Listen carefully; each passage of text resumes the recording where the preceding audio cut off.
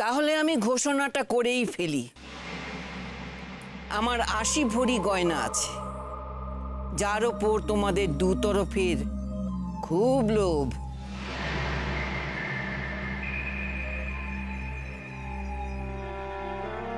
কিন্তু আমি কাকে দিয়ে যাব সেটা আমি ঠিক করে ফেলেছি।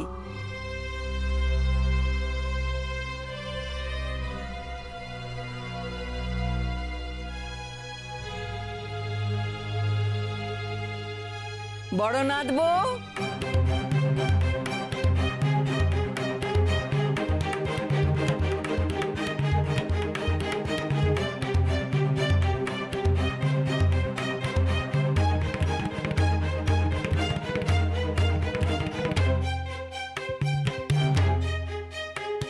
এদিকে আয়।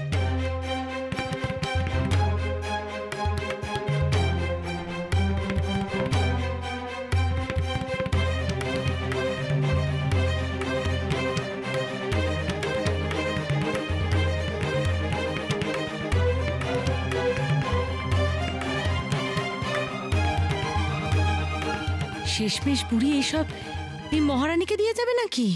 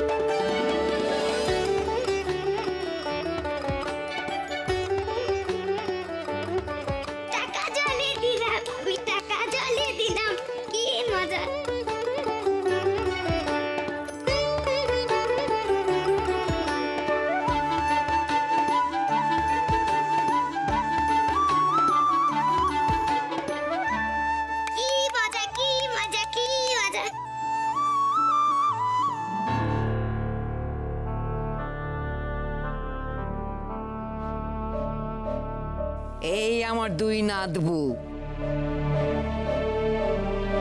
এদের মধ্যে যে আগে মা হবে ওই গয়নাগুলো আমি তাকেই দেব।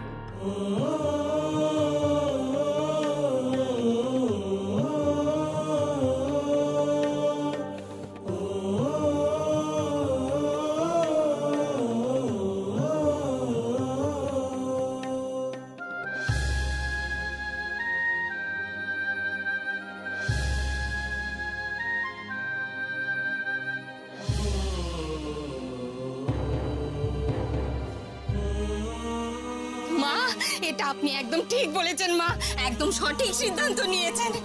আমি না আপনাকে বকফুলের বড়া খাওয়াবো। আমি এই সব কিছু বন্ধ করতে পারি, কিন্তু একটা শর্তে। তোমাকে আর দুর্গাকে আমাকে ছুঁয়ে কথা দিতে হবে এর সাথে তোমরা কোনো যোগাযোগ আর রাখবে না। শোনো, আমরা এখনো তোমার মতন এতটা পাথর হয়ে যায়নি। তোমাকে ছুঁয়ে আমি এত বড় কথাটা, এটাই আমার শেষ কথা তোমাকে। দাদা ভাই, পুতুলটা না দিয়ে এসেছি। আস্তে, একেবারে বজরংবলী আন্টির হাতে দিয়েছো তো? না, আমরা তো দরজা দিয়ে গড়িয়ে দিয়েছি। ঘরে তো ঠাম্মু ছিল, তাই ঢুকতে পারিনি। মা ঘরে ছিল? এ বাবা, যদি মার হাতে পড়ে তাহলে তো মুশকিল। ওনার কোনো সর্দারজির সাথে পরিচয় ছিল? সর্দারজি? না, ঠিক আছে। আমি তাও বলবো আপনারা একটু ঠান্ডা মাথায় ভাবুন। আসলে আমার জানাটা খুব দরকার। আমি তাহলে আসি, কিছু মনে পড়লে আমাকে অবশ্যই জানাবেন। আচ্ছা।